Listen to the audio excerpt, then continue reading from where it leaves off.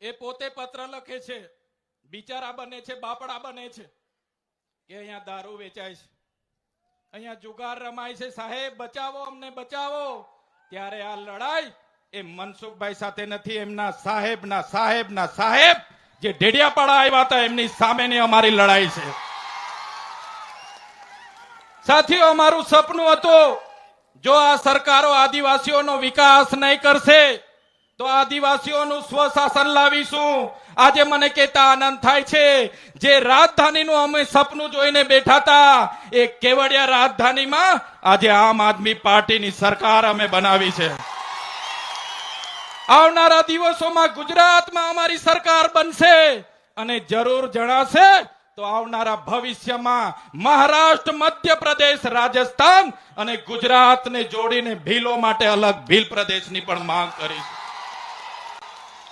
હમણાં જે જનગણના થવાની છે ત્યારે આ જાતિગત જનગણનામાં પણ આ ગુજરાતની સરકારને અમે કહેવા માંગીએ છીએ, ગુજરાતમાં 1,25,00,000 આદિવાસીઓ છે. 1,25,00,000 એટલે કે 15% આદિવાસીઓ છે.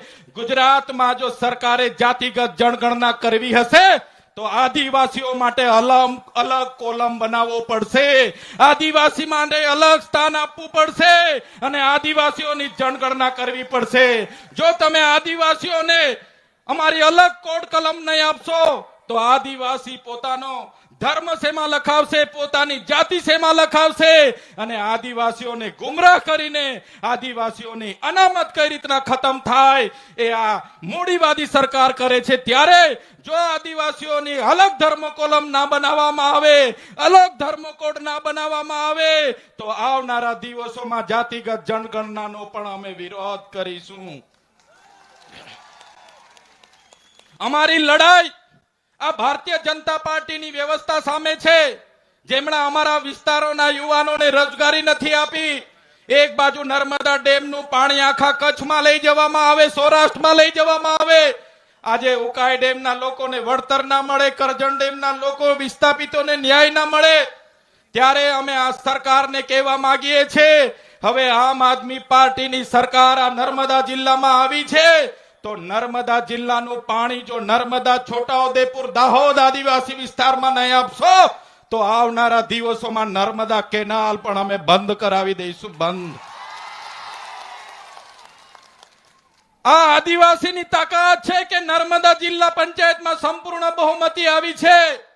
ત્યારે આ ભાજપ સરકારને કહેવા માંગીએ છીએ, આ તાકાત એ આદિવાસી મૂળ નિવાસી છે, આ તાકાત એ મૂળ નિવાસીની છે અને આદિવાસી એ આદિવાસી છે. અમે વનવાસી નથી અને અમને વનવાસી સાબિત કરવાનું જે કોઈ લોકો પ્રયાસ કરતા હોય એમને પણ કહેવા માંગીએ છીએ, આ આદિવાસી અંગ્રેજો સામે નથી ઝૂક્યા, તમારી સામે પણ ઝૂકવાના નથી. પૂરી તાકાતથી અમે લડવાના છે. સાથીઓ, આઝાદીના 78 વર્ષ થઈ ગયા. આજે શિક્ષણ નથી. આ જિલ્લામાં 12,333 બાળકો કુપોષણથી પીડાય છે. ત્યારે દુનિયાની સૌથી ઊંચી પ્રતિમા બનાવી એનો અમને વાંધો નથી, મોટા મોટા કોરિડોર બનાવ્યા એનો વાંધો નથી, પણ આ વિસ્તારમાં અનુસૂચિ 5 લાગુ નથી કરી. ત્યારે હું તમને ખાતરી આપું છું, આ ગુજરાતની સરકાર પર અનુસૂચિ 5 લાગુ કરાવવા માટે, પૈસા 1 લાગુ કરાવવા માટે, આદિવાસીઓને જંગલની જમીન અપાવવા માટે, સિંચાઈનું પાણી અપાવવા માટે, શિક્ષણ અપાવવા માટે, આરોગ્ય અપાવવા માટે આમ આદમી પાર્ટી આગળ પણ લડી હતી અને આવનારા દિવસોમાં પણ લડવાની છે. ત્યારે વધારે વિશેષ શું નથી કે તો આપણા કેજરીવાલ સાહેબ અહીંયા આવેલા છે. અહીંયા હાજર રહેલા તમામ વડીલો, તમામ યુવાનો, માતાઓને મારે વિનંતી છે, અમારા જેટલા પણ લોકો ચૂંટાયેલા છે એમને આશીર્વાદ આપજો, એમને શક્તિ આપજો. સાથે હું પ્રકૃતિને પૂજા કરું છું, હું પ્રકૃતિને વિનંતી કરું છું, પ્રાર્થના કરું છું કે અમને એટલી શક્તિ આપજો કે આ વિસ્તારના લોકોના ન્યાય માટે લડીએ, એમને સેવાડાના વ્યક્તિના વિકાસ માટે કામ કરીએ, સેવા કરીએ. એટલી અમને શક્તિ આપે એવી પ્રાર્થના કરું છું. જે પણ વડીલો અહીંયા છે એમને પણ વિનંતી છે કે અમને આશીર્વાદ આપજો. તમારા આશીર્વાદ એ જ અમારી તાકાત છે. બધાનો ખૂબ ખૂબ આભાર. ધન્યવાદ. જય આદિવાસી, જય જોહાર. આમ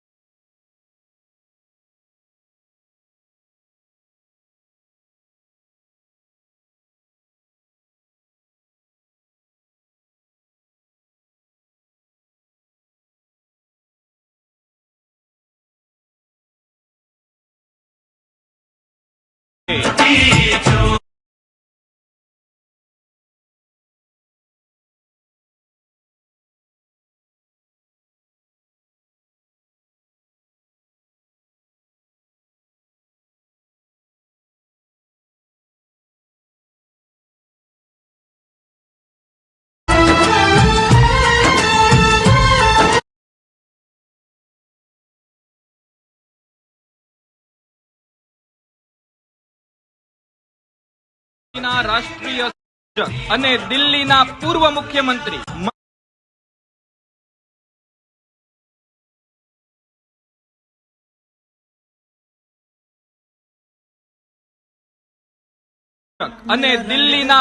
મુખ્યમંત્રી માનનીય શ્રી અરવિંદ કેજરીવાલજી આપણી વચ્ચે પધારી ચૂક્યા છે.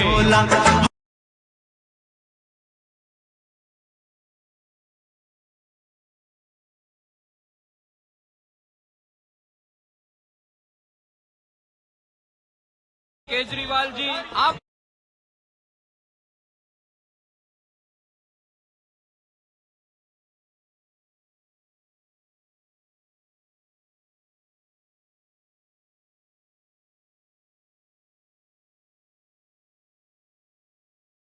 અરવિંદ કેજરીવાલજી પધારી ચૂકેલા છે ત્યારે એકવાર જોરથી તાળીઓ વધાવી લઈએ એમને. સાથે જ આજની આ ઉજવણીમાં આપણી મધ્યે આપણા માર્ગદર્શક અને આપણા પ્રદેશ પ્રમુખ શ્રી સુદાનભાઈ ગઢવી સાહેબ પણ પધારેલા છે ત્યારે એમને પણ જોરદાર તાળીઓથી આપણે વધાવી લઈએ. સાથે સાથે મનોજભાઈ સોરઠિયા, રાજુભાઈ સોલંકી, પ્રવીણભાઈ રામ, નિરંજનભાઈ વસાવા તમામે તમામ પ્રદેશ નેતાઓ અહીંયા ઉપસ્થિત છે. આપણા નવનિયુક્ત જિલ્લાના પ્રમુખ શ્રી અંજનાબેન અને આપણા ઉપપ્રમુખ શ્રી સંગીતાબેન જેવા તમામ લોકો ઉપસ્થિત છે. મીડિયા મિત્રો પણ બધા માટે એકવાર જોરદાર તાળીઓ પાડી લે. હવે હું પ્રદેશ પ્રમુખ શ્રીને વિનંતી કરીશ કે આજના પ્રસંગને અનુરૂપ પોતાનું ઉદ્બોધન કરે. પ્રદેશ પ્રમુખ શ્રી સુદાનભાઈ ગઢવી સાહેબ.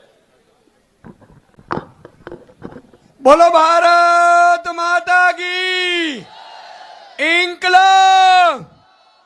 अरविंद केजरीवाल जी तुम आगे बढ़ो. આજે અહીંયા ગુજરાતમાં પહેલી સરકાર બનાવવા બદલ હું આપને લાખ લાખ અભિનંદન આપું છું. મિત્રો તમારા માટે એકવાર તાળીઓ થઈ જાય.